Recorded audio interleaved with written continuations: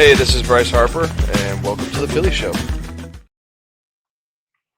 Lamar Jr., Jim Salisbury, Todd Zolecki. It's the Philly Show. It's Monday, September 29th, 2025. Hope everybody is doing well. Phillies beat the Twins 2-1 in 10 innings in the 2025 regular season finale. They finished the season 96-66. Guys, that's the sixth most wins of any Phillies team in Phillies history. They're the number 2 seed in the NLDS. They're going to play the Dodgers or the Reds. My goodness, it's time. Finally, guys, it's time for Red October. Red October is finally here. Let's talk about it. It's time for the Park's first pitch. First pitch is brought to us exclusively by our partners at Parks Casino, Pennsylvania's #1 casino. Red October. You got to play the whole season, guys. I mean, you can't get around it. But let's be honest. We were all waiting for Red October to come around, the playoffs to come around. You had to get through got to play the 162 game schedule. I was going to say we've been waiting for this since day one of spring training, but we've actually been waiting for it since they were eliminated last fall in the playoffs by the Mets at Citi Field. But the page turned that day. You knew they were going to have this returning core. You knew they were going to have enough talent, and you knew they were going to have to get back here, and you knew that October was going to define this team, where they are on their winning curve, and with this nucleus and with their payrolls, where this franchise is, everything is defined by the month of October. So, yes, we are where we've been waiting to get all year. I do commend the team, though.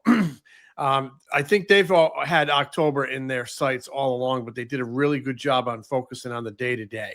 You win 35 series, 55 games at home, 96 overall. You've done a good job focusing on the task at hand, especially the last 2 months since the trade deadline. They had a phenomenal record, and they used that sweep up at Citi Field as a springboard right to the end, showed a lot of character. And this final weekend, they won a series. They should have won a series. The Minnesota Twins waved the white flag a long time ago. Let's not forget they jettisoned 12 players at the trade deadline. So that's not really, it's kind of like a 4A team over there. That said, the last game of the season, when you're the number 2 seed in the playoffs as division champ, sometimes you can coast a little bit, and they come back with a run in the 8th and a run in the 10th. Showed a lot of fight to win that final game on Fan Appreciation Day. And I know the fans appreciated it. Good walk-off win. Orion Kerkering, very encouraging inning performance. Christopher Sanchez, another great one. So a good way to wrap it up. Now, I just can't wait for the rest, for the real reason we're here. Yeah, I got to echo some of Jim's sentiments as far as commending the team. There was a lot of talk last year about how they finished the season. Jim kept pointing out, rightly, that they basically were a 500 team from about end of May on, basically, and they didn't really improve. This year, a little different.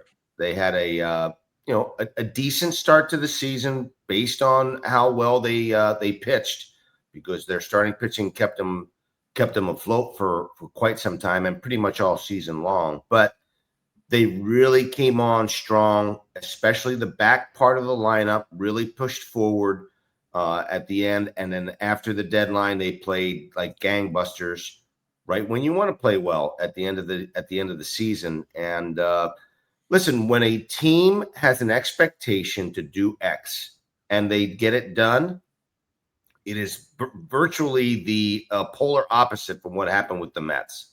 The Mets, and we'll talk about this later, basically crap themselves, and they did not do what the Phillies did, which was played well, played better at the end of the year, and played better than the expectation.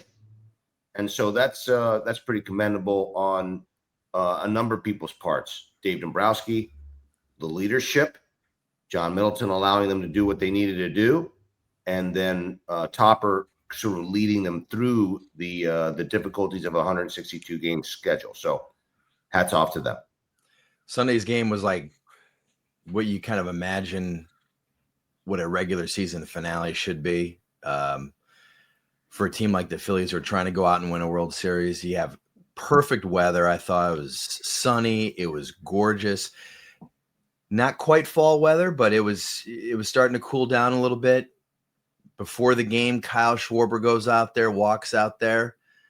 I mean, who else are you going to have talk to the fans on Fan Appreciation Day, the final regular season game, than Kyle Schwarber? He grabs the microphone. He knows his audience. He asks if the birds are winning or not. He knew the birds were winning. They all had the game on in the clubhouse. There's no doubt about it. So he knows his audience. He asked if the birds were winning, and then a couple words from his speech. It wasn't very long, but he said, we're going back to Red October again. Now we feed off all you guys here. You know that the bank's a hard place to play. So we come here, we start this thing off. We need to hear all you guys buying into us, everything against the other team. And we're going to ride with you guys, all right? We put in the work every day. We've got a dream, he said.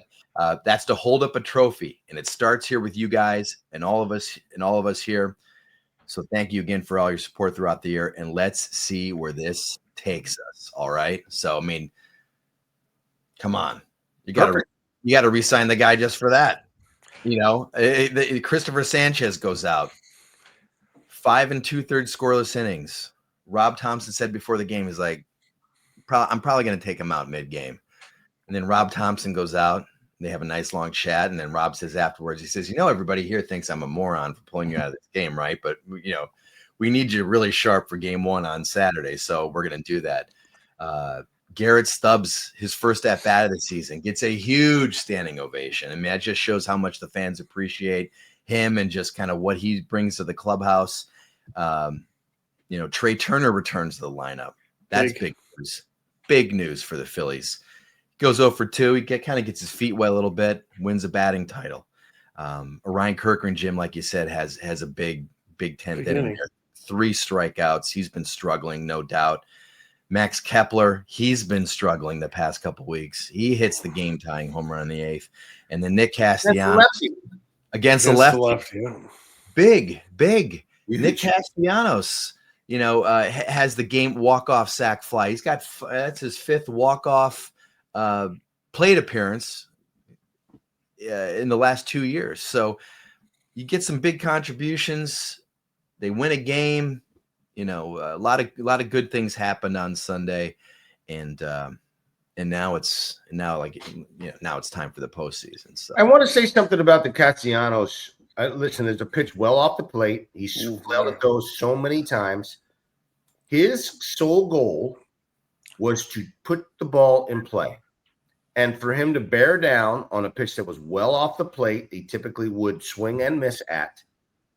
And he just put the bat on the baseball. And I hope that is a precursor for what happens during the course of the playoffs and the postseason.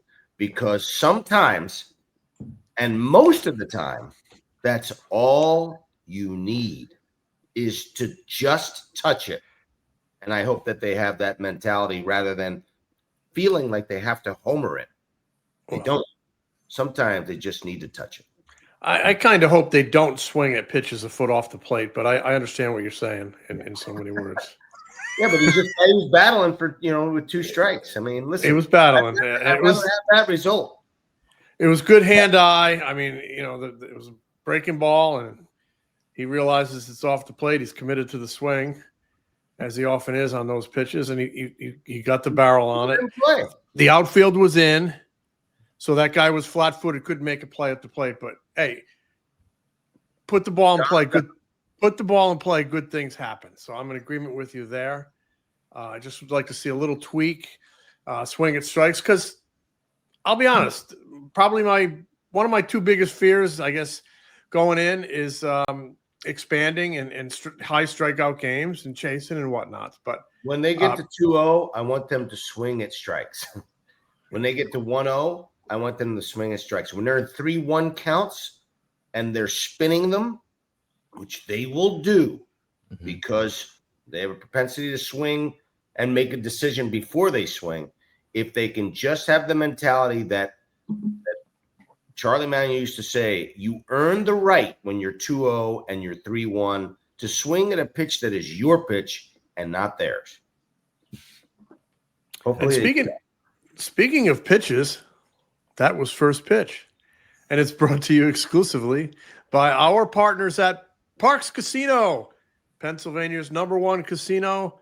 ParksCasino.com is the website. Hey, you better be 21 to participate. And if you have a gambling problem, call 1-800-GAMBLER. AJ, let's talk steaks. Omaha Steaks, to be precise. Big discounts we'll tell you about coming up in just a sec on the website. But also, every steak is perfectly aged to maximize tenderness and hand-cut by master butchers in America's heartland. It's been around since 1917. They know what they're doing. Absolutely, they know what they're doing. They come prepackaged, perfect sizes, portion size. You can get any kind of cut you want, any kind of meat you want, and it all comes out delicious. You can freeze it. You can thaw it right away. There's hamburgers, there's steaks, there's chicken, there's pork chops. There's everything you could ever want, and it comes out delicious every time. Save big with Omaha Steaks. Visit omahasteaks.com for 50% off site-wide and an extra 20% off select favorites during their early Black Friday sale. And for an extra $35 off, use promo code FOUL at checkout. Terms apply. See site for details. That's 50% off at omahasteaks.com. Promo code FOUL at checkout. Terms apply. See site for details. We are back. Don't forget, everybody, the Phillies showshop.com is now open. All sorts of t-shirts, hoodies. It's fall, sweater weather. Duffel bags. Scan the QR code on your screen. Check out the Phillies showshop.com. Support the show. It is Monday. It's our favorite time. It is time for Manco and Manco Best Week. Manco Best Week. It's where all season long, guys, we have chosen the best Phillies player, play, performance, anything we want. And this week, there's a lot of things, a lot of guys we could choose from, a lot of moments, a lot of players. Who wants to get us started? Manco. Go ahead, Jimmy.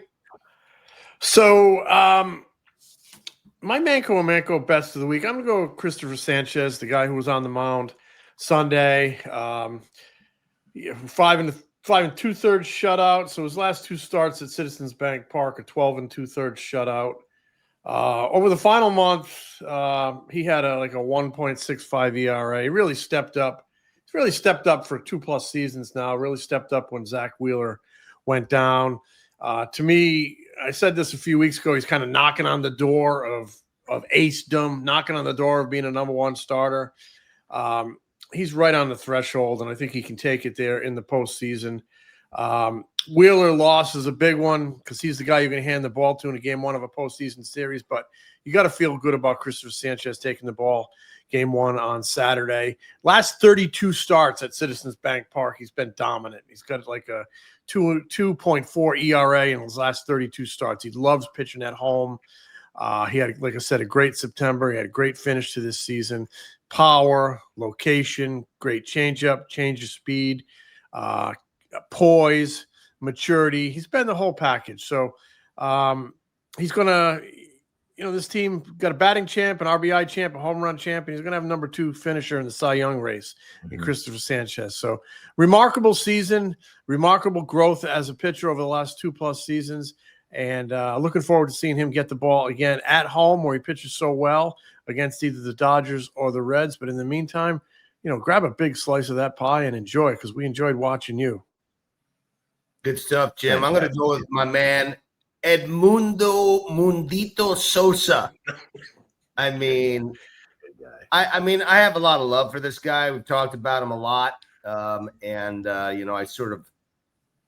don't know. His comp for me is Chooch for so many different reasons, and we've talked about this obviously. But for him to come back and have the kind of week that he had after being out for a little while, a little groin issue, they settled it down. He comes back, hits the 3 bombs in the one game, has a couple of hits in another game, plays a very good shortstop. The question that everyone's going to have is who's going to play second base when their left-handers pitching on the mound. Now, it's a great problem to have. because Stott's been swinging the bat well against righties and lefties. He's phenomenal defensively. He's like a general out there in the field. I have a feeling that Edmundo Sosa might be coming in as a pinch hitter in certain spots, and that Stott will probably play against the left-hander, but he might not, and he might want Sosa's bat in there just in case he has a chance to pop one in the games, because he's also a very good defender as well. So anyway, Edmundo, phenomenal season, great teammate, great person, sort of a not so unsung hero. He gets a gigantic slice of that Manco and Manco's pie. What a week for Edmundo Sosa. Good pick. Delicious. And all of his teammates, as we talked about last week, were fired up with they love seeing Edmundo Sosa hit 3 home runs a game, something no other Philly shortstop has ever done in a game before. Todd, will make Todd. That's going to make one of our listeners very happy. That selection. Oh, that's right. Yeah, Chris Corey coming all the way from Australia? We got a note from him the other day on X, and so I was going to try to break out my Australian accent, but now I've been doing my. Break it out. Let me hear it. Let me hear. Give the guy a little love in his native tongue. Come on, mate. Sydney, Australia. Chris Corey. It's not. I haven't done the Australian accent in a while, so I'm a little rusty, but. We appreciate all of our listeners, all of our viewers, especially those from down under, mate. Right? I could get real hacky and say put another shrimp on the Barbie, but I feel like if you're in Australia, you're probably like, if I hear that one more time, I'm going to kill somebody. My Manco, I'm going to go twofer, and it's just because we talked at the top of the show that, you got to play this whole season, but really it's all about October. But it does say something that the seasons that Kyle Schwarber had. He finished the season leading the National League with 56 home runs. I believe he led Major League Baseball with 132 RBIs. So slice of the pie to Kyle Schwarber for just the overall season that he had. And I also want to give a shout out to Trey Turner, who came back the final game of the season to win the Phillies' first batting title since Richie Ashburn in 1958. Trey finishes the season batting .304. And, I did like his answer to this question. There was, I think it was Dan Gelston from AP goes, why do you think, you have any thoughts on why it's been so hard to hit 300? And, we talk about this a lot, but I want to read you this quote because I did think it was great. He goes, yeah, everyone throws 100. Everyone has 6 pitches. Nobody knows where the ball is going. There's a lot of reasons. Defenses are way better than they've ever been. If you're a defender now and you don't make plays, you get exposed. So to me, it makes a lot of sense. You can have an average pitcher throwing 95 and have 6 pitches, and you've got to go up there and be ready for all of them. I know why, but I don't know why nobody else knows why, or nobody else does. So I thought that was kind of a good answer from Trey Turner. I agree with him on the pitching stuff because, yes, everybody's throwing 100 and no one knows where it's going. Right. Swings are big, too. They're effectively wild. But the thought process of making contact has been diminished, and the batting average, it's a little bit – it sort of strikes to the overall play of baseball now. Like for us, for basically the National League to have one guy who hit 300 for the season – is a little embarrassing to the game. It also means that the pitching's tougher, but what he said about the defense, I think they're positioning better. I don't think that they play better defense. They're athletic, but that doesn't necessarily mean they're playing better defense, because a lot of those questionable base hit error calls, they're giving them a lot more hits than they still really not should have. And they still, and I think that was, mandated from somewhere else. But, the pitching is, there's no question, the pitching is better as far as the overall stuff. There's no question about it. The balls break harder, they spin harder, they're throwing harder. All those things are more difficult. I don't necessarily feel like they're better pitchers, but they're more powerful. Their stuff is more powerful and more deadly. And we've talked about this over the course of the year, that hitting has become tougher because I think it's the combination of the obsession with power on the mound and the obsession with power at the plate. The swings get bigger, less emphasis on contact. Something's got to give, and that's why you get a batting champ at 304. Not to take anything away from Trey Turner. I mean, hats off to him. The adjustments he made. He has done everything they asked when they said, you need to change your game a little bit here. And when they talked to him about that in spring training, more contact, more selectivity, think like a leadoff man, get on base, use the whole field, use your wheels. Done that. Probably deserves to finish in the top 10 of the MVP voting. Also improved exceptionally on defense. A great season, but it is kind of fascinating that low of an average can bring home a batting title. Well, I will say this. I don't know what other teams are going to do, but I think a lot of other teams could point to Trey Turner next season and go, that guy made a conscious choice this season to kind of sacrifice some power for average. And he hit 300 for the first time since 2022 or whatever it was, 2021. So it can be done. So maybe that message will get through. Hey, Trey Turner won a batting title last year because he just decided to, sacrifice. And he won the NL East. And this they is the second one. So hey, so-and-so on the Reds, you hit 260 this year. We think you can hit 280. You can do it. You just have to really focus on it and want to do it. It can be done. Kyle Schwarber hit 198 a few years ago, was embarrassed by it. And now he's hitting his league average batting average. And he's, top five MVP type of candidates. So, it can be done. So I think there's something to be learned from Trey Turner's season. I do think it's harder to hit now for sure than it has because of the power and the types of pitches and the amount of different pitches. But it's something definitely to be learned there. A lot going on this week for the Phillies. They're off on Monday. They have a workout Tuesday. They are going to have a scrimmage at 6 p.m. on Wednesday, and they've already sold more than 20,000 tickets. This was as of Sunday morning. They've sold 20,000 tickets to this inter-squad game on Wednesday night at 6 p.m. at Citizens Bank Park. I think it should be kind of fun to go down there and watch this thing. It'd be like, who do you cheer for? Is there going to be like everybody on the third base side cheering for the road team and everybody on the first base side cheering for the home team? Who do you cheer for if Bryce Harper homers off of, Jesus Luzardo? How does that work? Or whatever it might be. I don't know what it's going to be, but that should be a lot of fun. I was going to say, I'm sorry. It's a great idea because you need to keep the intensity up during the week. And this is a way to pump a little bit of intensity in there during the bye week. Great idea. Yeah. Last year they had basically, they had all the walk-up songs and all of this, and they had a little something on the line, a winning team versus losing team. They still have that. They're still going to have that. But now, Jim, like you said, you're going to have 20,000 fans trying to get the crowd motivated. Thursday, they have a workout. Friday, they have a workout. And then Saturday, of course, is game one of the NLDS. Lots of stuff going on.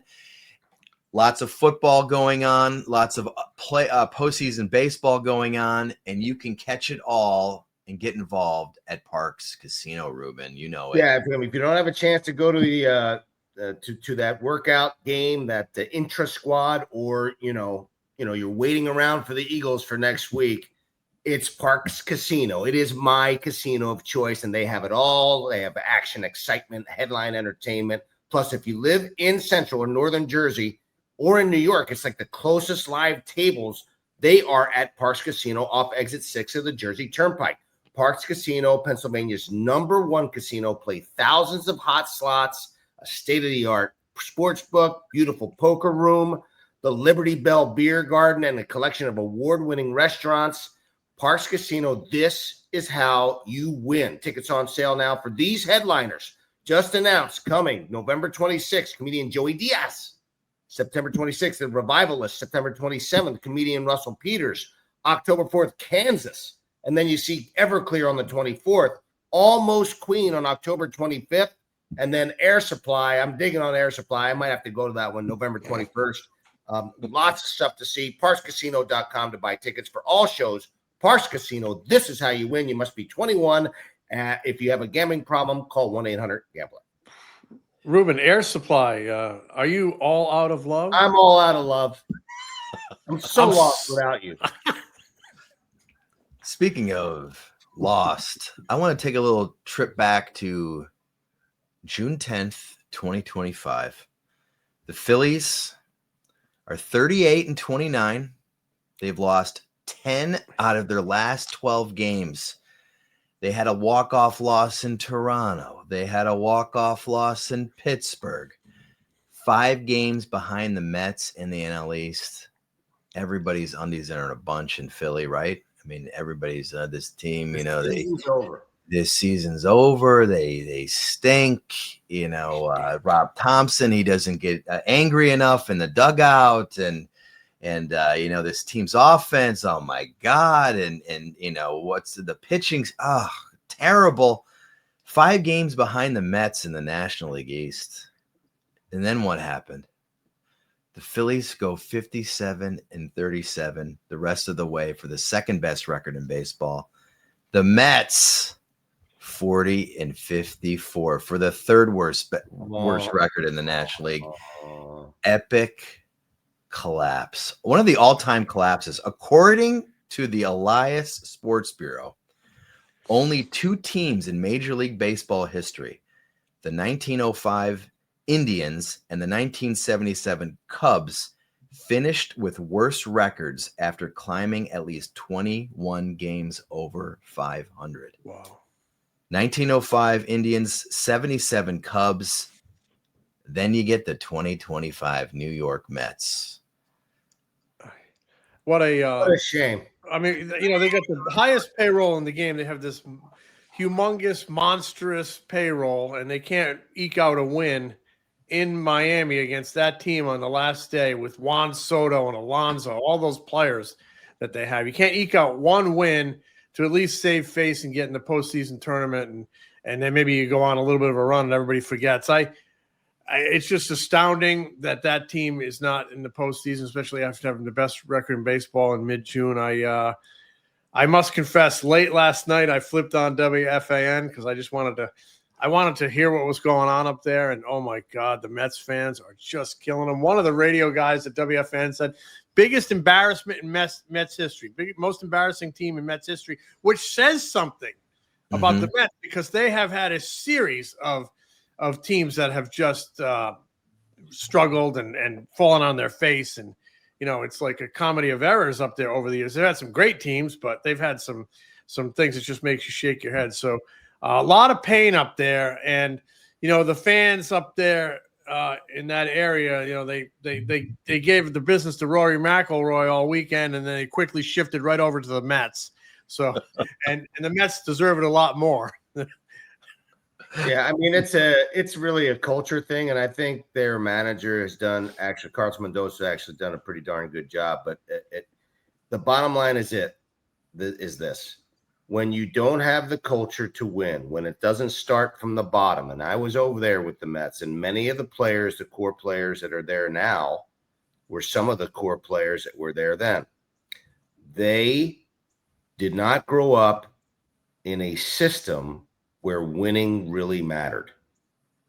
And when you have your core players who exist on the team and they don't have the mentality of winning, and that winning culture doesn't exist, then it makes it very, very difficult.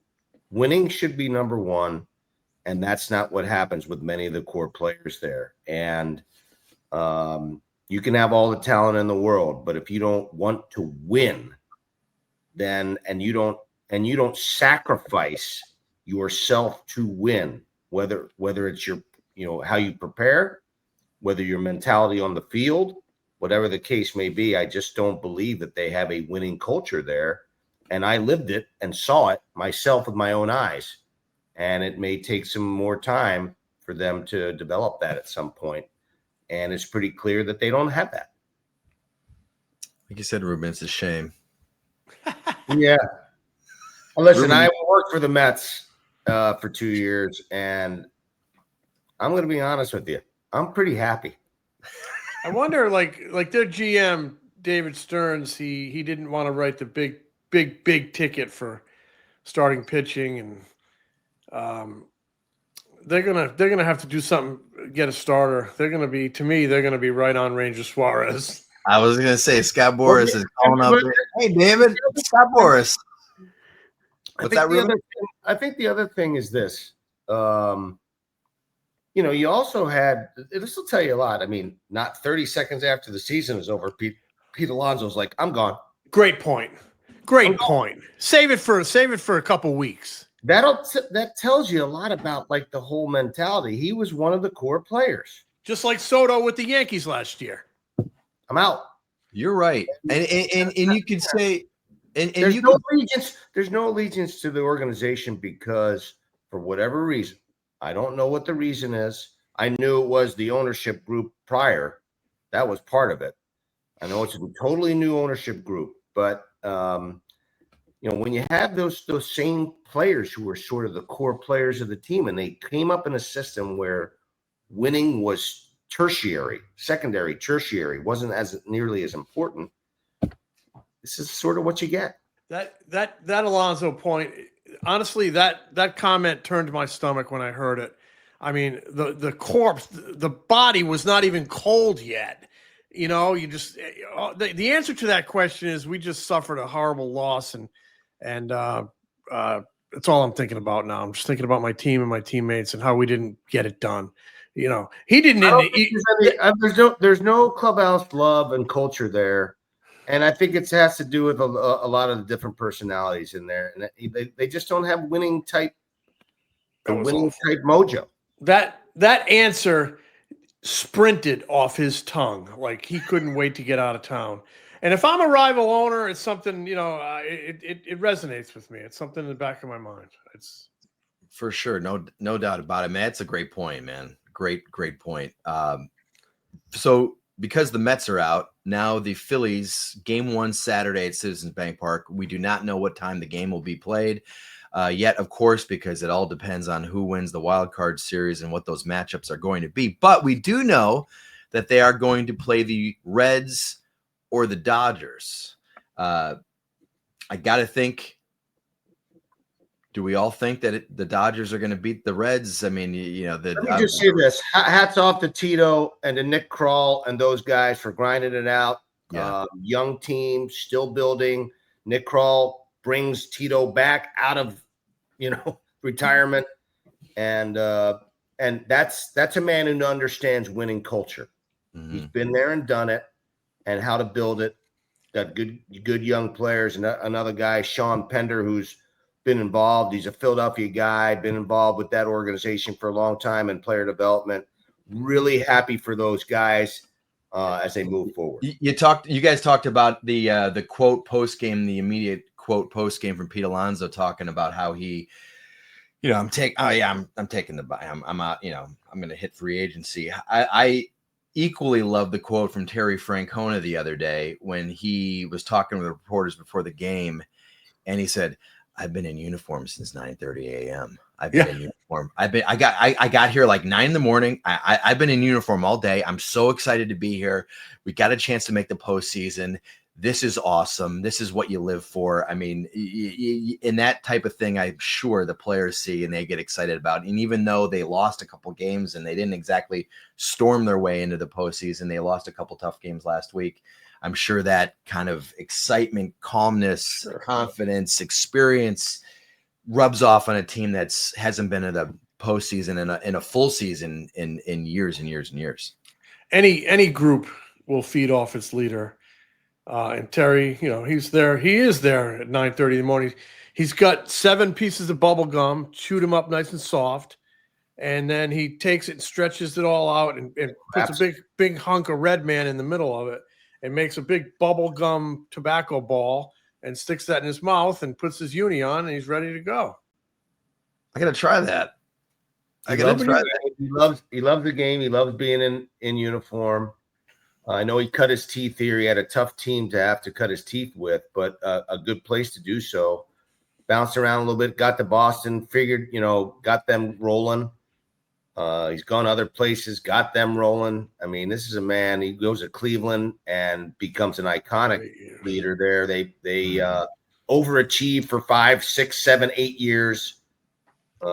He creates an amazing culture, and I'm glad for him. I'm glad for that organization, their leadership and stuff. And listen, I honestly hope we're facing them, because I hope that they, surprise the LA Dodgers.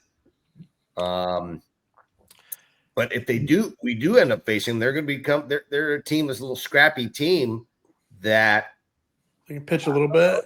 That if they end up beating the Dodgers, they're going to be riding high, man. They're going to be digging on themselves. You never know. The Dodgers are going to be the heavy favorite, no doubt. But but the Reds do have really good starting pitching. Hunter Green, Andrew Abbott, Love that Abbott. So there is those guys dial it up, and the Reds keep close through a few innings, and they can get in that Dodgers bullpen. No doubt. To me, that's their path to upsetting LA and the Phillies playing the Reds in the NLDS. But of course, the Dodgers are the heavy favorites. So lads, if I could I know we're getting a little pinched on time here, but so Clayton Kershaw pitches really well yesterday in Seattle, and then he's not on their postseason roster. Future Hall of Famer. Yeah. Not on their Hall of Fame roster, and what am I just not on their postseason roster for the first round, not on their first round postseason roster, future Hall of Famer. Anyway, it got me to thinking. You think when you put together a roster, you think with your head and your heart, you think logically, you think with some sentiment. Would the Phillies do that with Aaron Nola? Leave him off the first round because he's not going to pitch. And he's probably not going to pitch on the bullpen. He's out of the bullpen. He's just not that type of a pitcher. And just tell him you're going to get the ball in game, 3 or 4 of the next round, and we're going to try to augment our roster with one different player that might be able to help us. It's a very interesting call to me that the Dodgers made. I mean, Clayton Kershaw may never pitch again. He's retiring, but I just saw a parallel there, wondered if the Phillies would go that route. I personally don't think they will, but I wanted to get you guys' thoughts on it. I was going to say, I agree with you, Jim. I don't know if I don't think that they will either. I know in talking to Rob Thompson, he has said, they think he could, if he pitches out of the bullpen, he's mentioned a couple times now, and he mentioned this last year, the extra inning rules are different. So he wants to have somebody with length in case a game goes extra innings. And you got tons of those guys. You have right, exactly. So I think you can make a strong argument for that. I think Aaron Nola is one of the guys that would understand that and not have a stink about it. He would not be insulted by it. He wouldn't be like, "What are you talking about?" Hey, if this can help us win and get to the next round, I'm all for it. Especially if he knows, like, you could be starting game 2 of the NLCS or game 3 of the NLCS. Right. It's not like you're done. You're not going to pitch all postseason. This can help us get to the next round. Interesting call. Tough one. To me, it's a question between 2 players. If you want him and you're going with 12, if you want him, he stays and he's on the roster, and you have 3 guys in Walker Buehler, Taijuan Walker, and him for length. If you don't, and you want to save him to pitch game 1 or 2 in the division series, the NLCS, then you're probably having Lou Trevino be the guy. That's the guy, because I think they're going to go with 3 left-handers or another left-hander in Meza. I think Meza's going to be on the team because he's left-handed. And as I line things up, I think Buehler and Walker and Taijuan Walker will make it. I think Meza will make it. And then you have to decide whether or not you want to have Aaron Nola or Lou Trevino. And that's as simple as that. That's the question. And so that's the decision that they have to make. I would personally take Nola over Trevino myself. But if you feel like he's definitely not going to be able to pitch out of the bullpen, then you take Trevino. Yeah, we're probably obsessing a little bit too much on this because you're hopeful none of those guys get used, right? Because if the Phillies win this thing, they're going to win it with their big boys. But it is interesting vis-a-vis side by side the Kershaw decision. That's all. No question. Listen, if, for instance, they get to the point where their third pitcher is Luzardo, and Luzardo struggles in the early part of the game, do you want to bring in a guy like Nola? Different look. Fourth inning or the fifth inning, because it's such a different look, totally different look. Power lefty to like a, mix it up righty. I mean, I don't know. There's a whole lot of things to think about. It's the greatest part of the season when you're a GM and you're trying to figure out what's best for your team and putting together your roster, and also, talking to the manager about how he's going to use guys. It's really cool. And I am fascinated by all of it. Yeah. There's gonna be a lot of, who's gonna be in the final bench bat, all that type of stuff. But you're right, Jim. If we're debating Nola on or not, or is it Otto Kemp, or do they put Johan Rojas on? It shouldn't matter if Harper, Schwarber, Turner, Bohm, Stotts, JT do all of those things. Sanchez, March, Luzardo, Ranger, Suarez, Duran. If those guys do their job, it's not going to matter. You should need those guys. Couple things we want to wrap up. Just want to say thanks to everybody. We're going to have several more shows this week, and as the postseason goes on, I just want to say thank you to everybody who has supported the show throughout the year, throughout the past couple years. We've run into some of our supporters and friends that I want to give a shout out. Yesterday at the ballpark, we ran into Pat Kreitz and his wife Amy. Pat, of course, Thought Tub Design. You can find them all on Instagram. They designed the Phillies show logo. They were at the game on Sunday, so we all stopped down and said hello to them. Yes, the awesome Phillies show logo. I mean, it is awesome. So we wanted to give a shout out to them. Our friend Cindy Webster was just in London for the Darren Dalton Foundation event with Mickey Morandini and Danny Jackson, and she ran into, it was at Passyunk Avenue, the Philly bar in London. There's a few locations, and the owner there, JP Tatey, Jim, fellow Providence alum. That's right. Wow. Yes. So I want to give a shout out to him. I've talked to JP before. Ran into him in Clearwater this spring. He's a huge fan of the show. And Eric Plyler he owns Dry Island in Ocean City, New Jersey. Oh yeah. He was at the Mano and Manco show this summer. Asked one of the questions, and he dropped off a couple hats for us, and the hats are pretty sweet. Jim, sweet hat. Thank you. Excited to get his yesterday. So, but I just want to give a shout out to those guys for their support, and just say thank you to everybody who has listened to the show this season. We really do appreciate it. We get a lot of nice comments. In fact, there was, I forget the gentleman's name when we were talking to Pat and Amy Kreitz yesterday. This guy comes up with his son, holding his son. And he's like, I just want to say I really, really love the show and this and that. He was really, really nice. And he's like, I got to go. And then as he's walking away, what does his little boy say? Smell you later. Did he really? I missed that. I missed that. That's so cool. That's so cool. So that's a great way to end, guys. That's great. Smell you later. I agree. I just want to say thank you to everybody for riding with us, and it's been a pleasure to have a great season with you two guys, and I look forward to a really fun October. Truly a joy, guys. Truly a joy. And with that, smell you later, boys. Smell you, Jim. The Philly Show is brought to you by the Foul Territory Network. Subscribe to The Philly Show on YouTube and wherever you get your podcasts.